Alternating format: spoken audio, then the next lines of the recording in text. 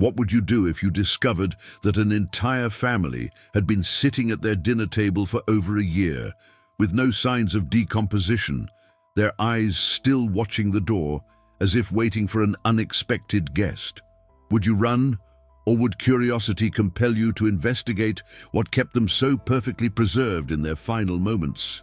In the early autumn of 1909, the small mining community of Stillwater, Tennessee, witnessed one of the most disturbing discoveries in the state's history. Nestled in the shadow of the Appalachian Mountains, this once prosperous coal town had already begun its slow decline as newer mining operations opened further north. But nothing accelerated its abandonment, quite like the macabre discovery at the Holloway residence on October 12, 1909. According to official records filed with the Stillwater County Sheriff's Department, Deputy Marshal James Dougherty was dispatched to the Holloway home following reports from neighbors who had grown concerned after not seeing any member of the family for an unusual length of time.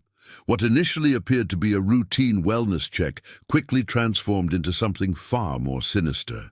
The Holloway family, consisting of patriarch Gerald Holloway, 42, his wife Margaret, 39, and their three children, Elizabeth, 16, Thomas, 12, and Catherine, 8, had been prominent fixtures in the community since Gerald's appointment as head engineer at the Stillwater Coal Company 7 years prior. The family's sudden absence from church services, school, and social gatherings had raised eyebrows throughout the small town where, as one resident noted, even a day's absence is cause for inquiry.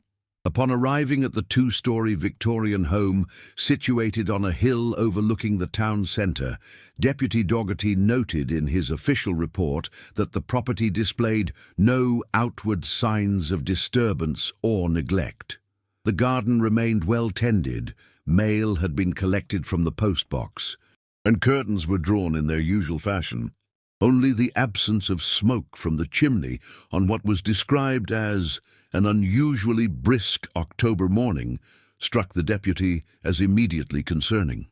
"I knocked several times with increasing force," Dougherty wrote in his report, now preserved in the Tennessee State Archives. "After receiving no response and given the community's concerns, I felt justified in entering the premises to ensure the family's well-being." What follows is transcribed directly from Deputy Dougherty's official statement dated October 13, 1909. "I entered through the unlocked front door, calling out to announce my presence. The house was silent but immaculately kept. No signs of struggle or hasty departure. I proceeded through the foyer and into the main hallway, noting that the grandfather clock had stopped at precisely 6:27. When I reached the dining room doorway, I was met with a sight that defies rational explanation and which will remain with me until my dying day. The entire Holloway family was seated around their dining table, positioned exactly as though in the midst of an evening meal. Each member was fully clothed in their Sunday best, with plates of food arranged before them, untouched. Candles, melted down completely, stood in silver holders at the center of the table. But what struck me most profoundly was their condition. Every member of the family appeared to be perfectly preserved, with no signs of decomposition or decay one would expect after what must have been weeks or perhaps months since their deaths. Their skin bore a waxy, greyish pallor, but otherwise they might have been mistaken for living beings frozen in a moment of time. Most disturbing was their unified posture. Each family member sat rigidly upright, hands placed flat on either side of their plates, and all 5 pairs of eyes were fixed on a single empty chair positioned at the head of the table opposite Mr. Holloway. The initial findings by Dr. Walter Jenkins, the county coroner summoned to the scene, only deepened the mystery. His preliminary examination, conducted on site due to the unusual circumstances, estimated the time of death at no less than 12 months prior, placing their deaths somewhere in the autumn of 1908, meaning the family had been seated at that table, undisturbed and undecomposed, for approximately 1 year. I cannot, in good scientific conscience, provide a definitive cause of death at this juncture, Dr. Jenkins wrote in his initial assessment. The bodies show no signs of violence, disease, poisoning, or any recognizable cause of mortality. Even more inexplicably, they show virtually none of the expected signs of decomposition. The flesh, while cool and firm to the touch, maintains elasticity. There is no detectable odor of putrefaction, no visible bloating, discoloration, or tissue breakdown, consistent with bodies left unattended for what must be a considerable period. News of the discovery spread rapidly through Stillwater, then to neighboring communities, eventually reaching Nashville, where the state authorities dispatched a special investigator, former Pinkerton detective Thomas Blackwood, to take charge of the increasingly bewildering case. Blackwood's reputation had been built on solving seemingly impossible cases throughout the South, including the infamous sleeping family of Biloxi in 1902, a case bearing unsettling similarities to the Stillwater incident. His methodical approach and refusal to discount even the most outlandish theories had earned him both admirers and critics within law enforcement circles. Upon his arrival in Stillwater on October 15th, Blackwood ordered the bodies removed to a secure location for further examination, against the objections of several town elders who feared disturbing what some had already begun to describe as an unnatural state between life and death. The first peculiarity I observed, Blackwood noted in his journal, recently donated to the Museum of Criminal History in Memphis, was the absolute absence of rigor mortis despite the presumed length of time since death. When moved, the bodies remained pliant, the joints flexible. More concerning still was the discovery that when pressure was applied to the skin, it would blanch and then return to its previous coloration, suggesting some form of ongoing circulatory response, an impossibility in the truly deceased. The removal of the family to the town hall basement, temporarily converted into an examination room, ignited a wave of strange occurrences throughout Stillwater. Residents reported hearing knocking sounds from inside empty rooms, seeing shadowy figures standing at the edges of the nearby forest, and most commonly, dreams in which they found themselves seated at a dinner table, unable to move, while an unseen presence approached from behind. Elizabeth Carey, the Holloway's nearest neighbor, provided this account to the Stillwater Gazette on October 17th. "I knew something wasn't right with that house for over a year. Sometimes I'd see lights moving from room to room late at night, though nobody ever answered when I called on them the next day. Twice, I saw all 5 of them standing at the upstairs windows, just staring out, still as statues. I told my husband they looked like those photographs you have to sit still for, not moving a muscle. When I waved, not one of them acknowledged me. After a while, I stopped looking toward their house altogether." Gerald Holloway, while publicly respected as the mining company's head engineer, had apparently developed an interest in what his personal journal referred to as the spaces between conventional states of existence. A hidden compartment in his study revealed correspondence with occultists from New Orleans, Boston, and as far away as London, discussing theories of suspended animation and the preservation of consciousness beyond physical cessation. More troubling still were the modifications discovered throughout the Holloway home. Something told me it wasn't right to watch them anymore. As Blackwood deepened his investigation, a more complex picture of the Holloway family emerged. Beneath the ornate wallpaper in the dining room, investigators found strange symbols carved directly into the wooden paneling, arranged in a precise circle encompassing the table where the family had been discovered. The basement contained a makeshift laboratory where analysis would later identify residue of numerous exotic compounds, some of which remained unidentifiable by the chemical knowledge of the time. From the Journal of Thomas Blackwood, October 20th, 1909. I have interviewed 27 residents of Stillwater regarding the Holloway family's activities in the months preceding their disappearance from public life. A consistent narrative has emerged. Approximately 18 months ago, following the collapse of the eastern shaft in the mine, an incident that claimed 11 lives, Gerald Holloway's behavior changed markedly. Though officially cleared of any negligence in the design of the shaft supports, multiple accounts suggest he was deeply affected by the deaths, particularly that of young Timothy Hargrove, age 14, who had been working his first week in the mines. Mrs. Dorothy Fletcher, who served as housekeeper for the Holloways until February 1908, reports that Mr. Holloway began spending extended periods in the basement, sometimes working through the night. She described unusual deliveries of heavy crates marked with foreign script, and on one occasion discovered a journal in which Holloway had written repeatedly, "Death is merely an imprecise threshold. The door swings both ways if properly engineered." Most significant is her recollection of Holloway's final instructions before dismissing her services. He allegedly told her, "We're expecting a dinner guest who may be long delayed, but for whom we must remain ever prepared." Close examination revealed several peculiarities. The chair was of a different design than the others, appearing much older with intricate carvings along the armrests, depicting what experts from Vanderbilt University later identified as ritualistic scenes consistent with certain pre-Christian European traditions. More unusual still, the chair showed signs of recent use. Indentations in the cushion suggesting someone had sat there, rising only shortly before Deputy Doherty's discovery of the scene. It wouldn't do to have strangers present when they finally arrive. As the investigation progressed, attention turned to the empty chair at the Holloway dinner table, the chair toward which all 5 family members had been staring.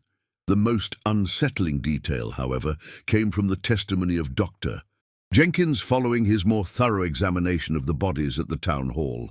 Upon closer inspection of the ocular structures, I have determined that post-mortem changes had, in fact, begun in the family members, specifically clouding of the corneas, consistent with death occurring approximately 1 year prior, as initially estimated.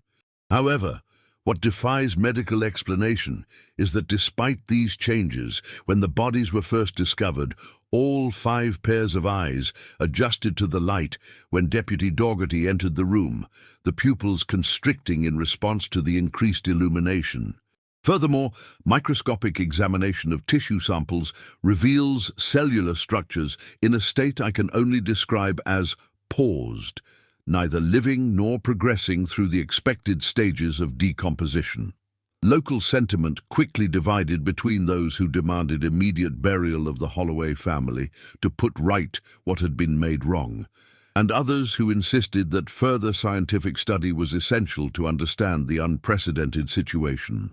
Religious leaders from 3 separate denominations conducted blessing ceremonies at the town hall, while a small but vocal group maintained a vigil outside, burning herbs said to cleanse unnatural influences. Thomas Blackwood, increasingly convinced that the case extended beyond conventional criminal investigation, requested assistance from Dr. Harrison Reed, an expert in obscure chemical compounds from Johns Hopkins University. Reed arrived on October 23rd and immediately began analysis of the substances found in Holloway's basement laboratory. Meanwhile, Blackwood focused on a curious discovery: a mechanical device hidden beneath the dining room floorboards, connected to each chair at the table through nearly invisible wires. The contraption, described in Blackwood's notes as resembling a clock mechanism merged with electrical components of advanced design, had apparently been activated at some point, though its exact purpose remained unclear. From Dr. Reed's preliminary report, dated October 25, 1909, the compounds discovered in Holloway's laboratory represent an extraordinary amalgamation of chemical knowledge drawn from diverse and obscure sources. I've identified elements consistent with ancient Egyptian embalming practices, compounds documented in medieval alchemical texts, and several substances I believe to be derived from certain flora indigenous to remote regions of the Amazon basin.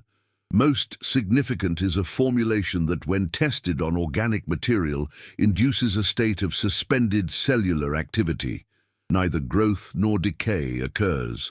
I theorize that this substance, combined with the electrical apparatus discovered on the premises, was designed to maintain the family in a state that mimics life while preventing the natural processes of death from progressing. What remains unanswered is the purpose behind such an elaborate and macabre arrangement. To what end would Holloway subject himself and his family to such a fate? And more pressingly, if they have been maintained in this state for approximately 1 year, what was the catalyst that finally allowed Deputy Dougherty to discover them, when all evidence suggests the family had remained undetected by the community for months despite being in plain sight? The investigation took an even darker turn when workers sent to secure the Holloway residence reported finding a hidden chamber beneath the basement, accessible only through a narrow passage, concealed behind one of the laboratory cabinets. The room, roughly 6 feet square, with a ceiling so low a man would need to stoop, contained hundreds of pages of handwritten notes in what appeared to be Gerald Holloway's handwriting, though experts would later debate this attribution. The writings described an entity referred to only as the Guest, allegedly encountered by Holloway deep in the eastern mining shaft days before its collapse. According to these increasingly erratic entries, this encounter convinced Holloway that what humanity perceived as death was merely an imperfect transition, and that with proper preparation one could exist indefinitely in a state between life and death, waiting, watching, and ultimately serving as worthy vessels when the Guest returns with those who have always watched from the spaces between stars.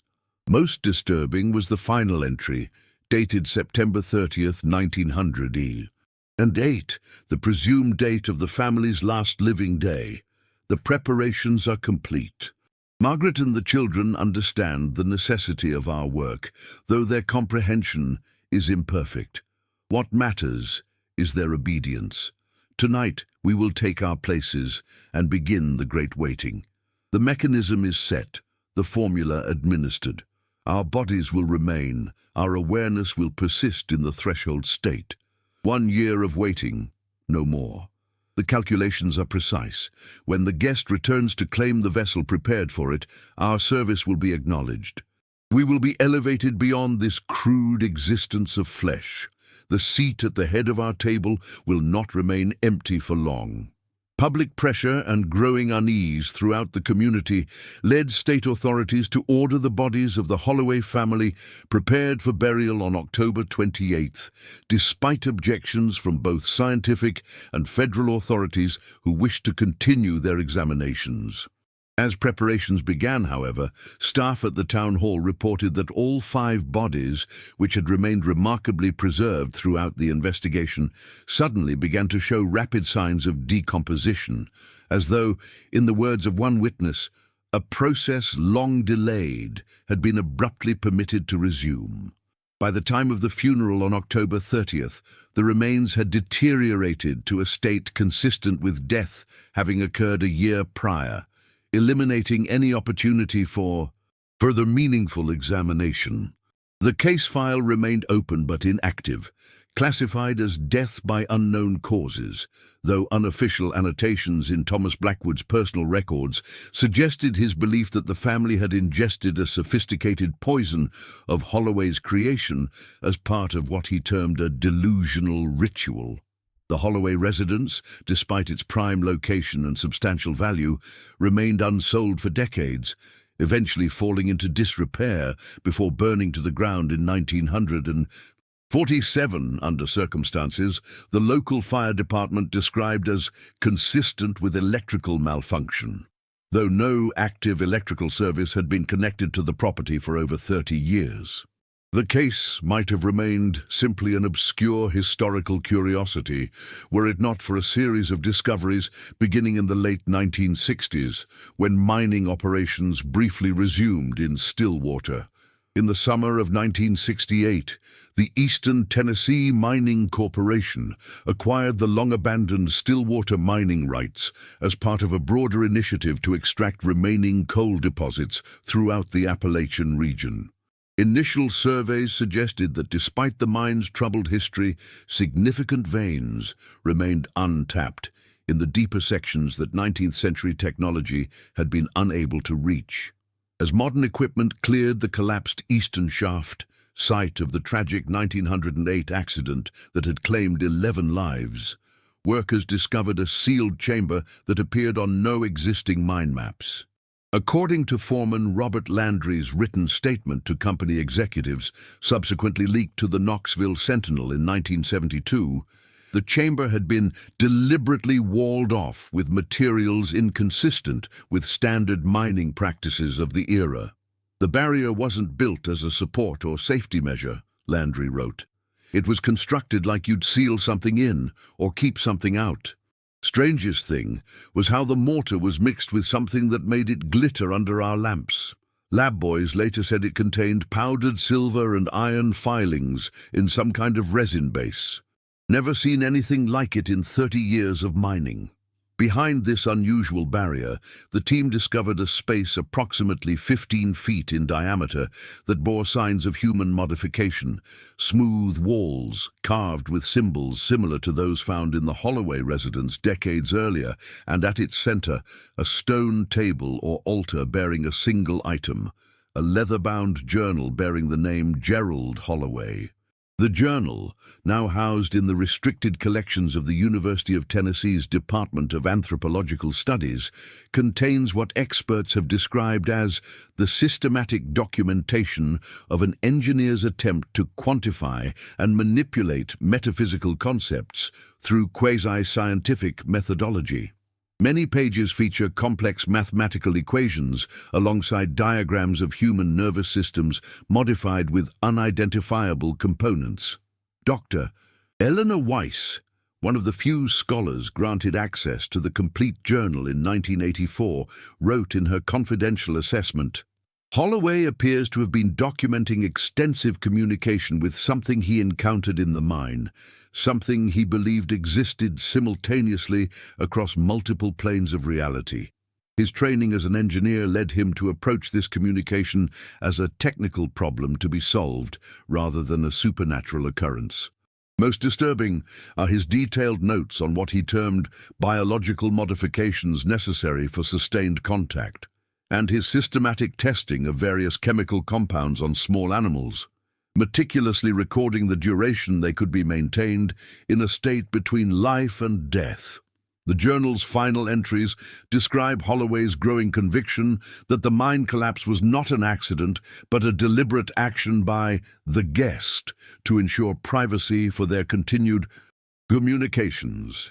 He expressed increasing concern that conventional death would prevent him from completing his great work, and referred repeatedly to a ritual that would allow him and his family to wait at the threshold until certain astronomical alignments occurred approximately 1 year after their transition.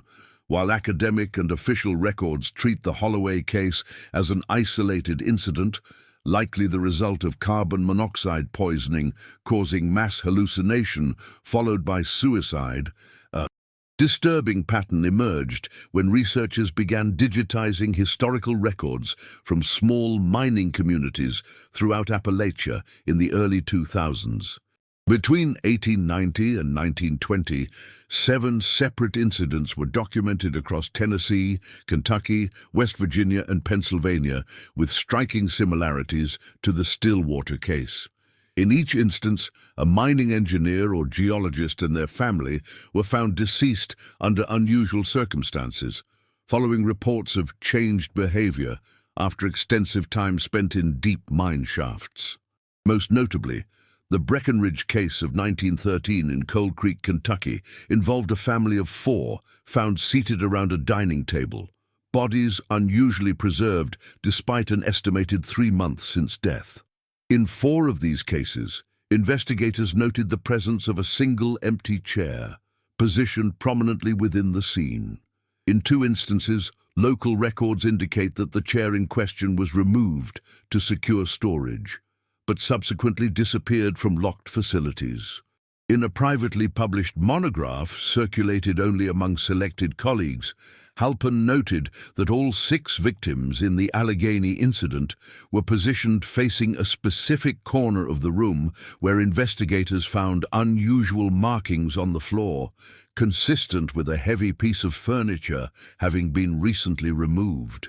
The connection between these cases remained largely unexamined until 2009, when construction workers excavating for a new shopping development near the former Stillwater mine discovered a mass grave containing the remains of at least 23 individuals. Dr. Marcus Halpern of Carnegie Mellon University, whose grandfather served on the coroner's jury for the Allegheny County case of 1911, gained access to previously sealed family papers that included unofficial photographs of the scene. Forensic analysis determined that the remains dated from approximately 1890 to 1910, with the most recent interment occurring just weeks before the discovery of the Holloway family. Most victims showed evidence of having been miners based on occupational markers in the skeletal remains. But 5 bodies, determined to be those of women and children, bore unusual modifications to their cranial structures, including precisely drilled holes in patterns matching symbols found in Holloway's journal. Dr. Catherine Chen, the forensic anthropologist who led the examination, noted in her findings that all victims displayed a singular anomaly: microscopic metallic filaments embedded throughout their nervous systems, composed of an alloy that contemporary analysis could not precisely identify.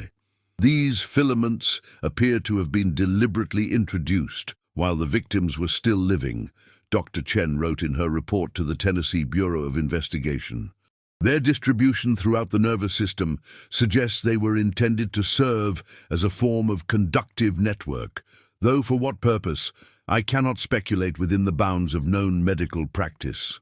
More concerning still was her observation that despite the age of the remains, small electrical currents could still be detected moving through these filaments when certain metallic instruments were brought into proximity with the bones, a phenomenon she described as scientifically inexplicable and profoundly unsettling.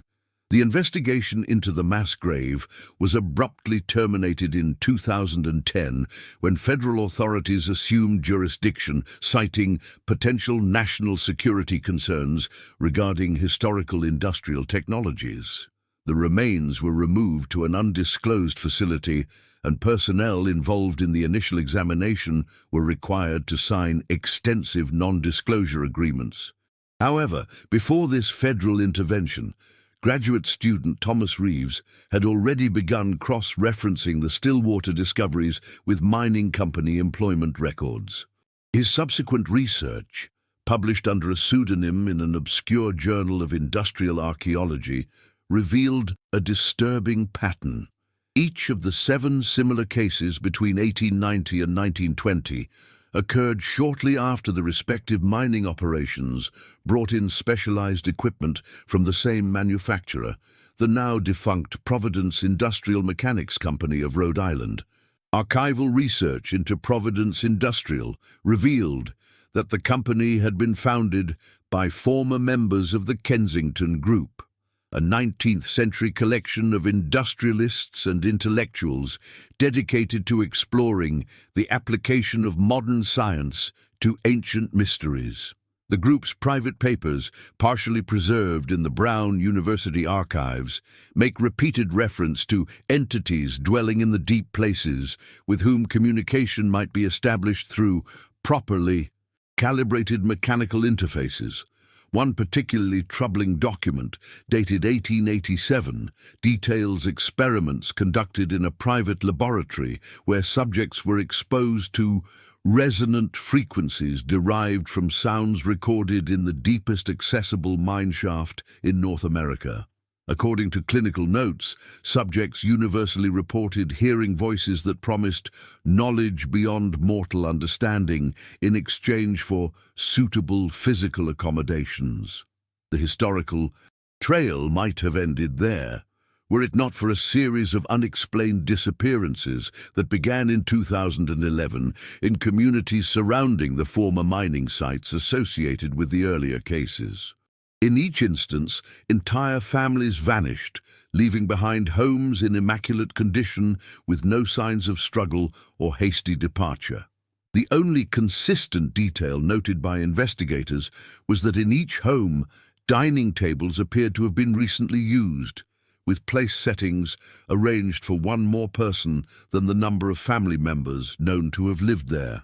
FBI Special Agent Diana Mercer, who led the task force investigating these disappearances until her sudden resignation in 2014, compiled a classified report linking the modern cases to historical incidents. Though the report remains sealed, portions were leaked to investigative journalist Michael Townsend, who published his findings in a series of articles for the Washington Post before the series was unexpectedly discontinued. According to these leaked documents, Agent Mercer had identified a previously overlooked detail connecting all cases across the 12-decade span. In each instance, the family in question had received an unusual piece of furniture, specifically an antique chair, in the weeks preceding their disappearance or discovery. In modern cases, the chair was typically purchased through online auction sites specializing in estate sales from former mining communities. Most significant was Mercer's discovery that in 3 of the recent disappearances, home security systems had captured footage of the missing families seated motionless at their dining tables for periods exceeding 72 hours before the cameras inexplicably failed. In her final notes before resignation, Mercer wrote, "They're waiting for something. The question is not what happened to these people, but what are they preparing to welcome?" The most recent development in this sprawling, multi-generational mystery occurred in 2022, when Dr. Elias Shepard of the Advanced Physics Research Laboratory at MIT published findings from his analysis of core samples taken near the original Stillwater mine site. Remote sensing equipment, unable to penetrate fully into the space, nonetheless captured partial images of what appeared to be a circular arrangement of 13 chairs surrounding a central object described in the technical report as a columnar structure of undetermined composition, emitting radiation in spectrums inconsistent with any known natural or artificial source. Attempts to reach the chamber through drilling were abandoned when equipment repeatedly malfunctioned, and team members reported experiencing vivid, shared hallucinations of sitting at an endless table, waiting for the chair at the head to be filled. The project was officially terminated due to technical limitations and safety concerns, though unofficial accounts suggest that his team had been investigating unusual electromagnetic anomalies in the region when they discovered a subterranean chamber at a depth of nearly 600 feet. Shepard continued private research until his unexplained disappearance 3 months later. His final communication, a text message sent to his research partner Dr. Camila Rivera at 3:27 a.m. on November 12th, read simply, "I understand now. The guest isn't coming to the table. The table is coming to the guest. We've been invited all along." When authorities entered Shepard's home the following day, they discovered his dining room had been meticulously arranged with place settings for 6 people, though Shepard lived alone. An antique chair of unusual design stood at the head of the table. Forensic analysis would later determine that the chair's wooden components had originated from trees grown in the vicinity of the Stillwater mine over a century earlier. In a development that echoes the original Holloway case, footage from Shepard's home security system shows him seated alone at the table for approximately 47 hours, completely motionless except for his eyes, which remained fixed on the empty chair opposite him. At exactly midnight on November 14th, the footage abruptly ends. Dr. Shepard's body has never been found. As this investigation continues to unfold across multiple federal agencies, certain patterns have become impossible to ignore. The disappearances follow a precise geographical expansion outward from the original mining communities, occurring in intervals that mathematicians at the National Security Agency have reportedly identified as conforming to non-random progression consistent with deliberate planning. More troubling still is the analysis of global seismic data over the past century, which reveals subtle but measurable changes in deep underground structures precisely beneath each affected community. These changes, originally attributed to natural shifts in geological formations, create a pattern that geophysicist Dr. Hannah Morton has described as resembling a massive circuit board or nervous system gradually activating across the North American continent. Most recently, specialized equipment designed to detect low-frequency acoustic anomalies has begun registering what some researchers describe as whispered conversations emanating from abandoned mine shafts across Appalachia. The contents of these whispers remain largely indecipherable, though multiple independent analysis teams have identified one phrase that recurs with disturbing regularity. The table is set, the chairs are filled, the guest approaches. The Holloway family, discovered perfectly preserved at their dining table in 1909, appears to have been not the end of a tragedy, but the beginning of something far more expansive and incomprehensible. What Gerald Holloway encountered in the darkness beneath Stillwater, what he invited to sit at his table, and what continues to gather families across generations into its patient, timeless waiting, remains beyond conventional understanding. In 2023, as part of a confidential federal initiative to monitor affected regions, remote sensors placed in the sealed Stillwater mine shaft captured a single, clear audio anomaly. The recording, analyzed by linguistic experts who remain divided on its significance, contains what sounds like a child's voice, identified by some as matching descriptions of Catherine Holloway, youngest member of the original family, repeating a simple message: "We've kept your seat warm. We've been such good hosts. Won't you join us at the table? There's always room for one more." While official investigations continue under classified protocols, one fact remains clear. In homes across the former mining regions of Appalachia, families occasionally report finding unfamiliar chairs appearing in their dining rooms, chairs that no one remembers purchasing, antique in design with intricate carvings along the armrests. Most discard or sell these unsettling items without reporting them to authorities. Those who keep them are seldom seen again. Reports continue to emerge of unusual dinner gatherings, observed through windows of homes later found empty. Families seated motionless around tables set with untouched meals, their eyes fixed on empty chairs that seem to wait for someone's arrival. By the time authorities respond to neighbors' concerns, the homes invariably stand vacant, though meticulously maintained, as though the occupants expect to return at any moment. For those investigating these cases across generations, one question remains paramount. Are we witnessing the conclusion of a process begun over a century ago in the depths of the Stillwater mine, or merely another phase in a patient, methodical progression toward some unimaginable culmination? As a final unsettling note, geological surveys conducted in 2024 have identified unusual vibrations emanating from abandoned mine shafts across North America, vibrations that one researcher described as resembling the rhythmic movement of countless chairs being pulled up to countless tables. The Holloway case remains officially classified as an isolated historical incident explained by carbon monoxide poisoning and subsequent chemical preservation of the bodies.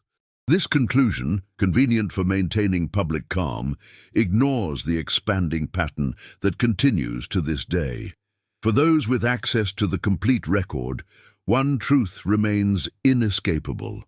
Whatever Gerald Holloway invited to his family's table in 1908 never left. It simply pulled up more chairs and extended more invitations. The dinner party that began with 5 preserved bodies in a Tennessee mining town continues to add guests, one family at a time. The table grows longer, the waiting continues, and somewhere in the darkness beneath our feet, the guest is still making its way to dinner, moving with the patience of geological time toward the surface world where so many now sit in silent, preserved anticipation of its arrival. Should you find an unfamiliar chair in your home, particularly one with intricate carvings along the armrests, the official advice from those few authorities aware of the pattern is unequivocal. Do not keep it, do not sit in it, and above all, do not set an extra place at your table. The invitation once extended cannot be rescinded, and the guest never dines alone.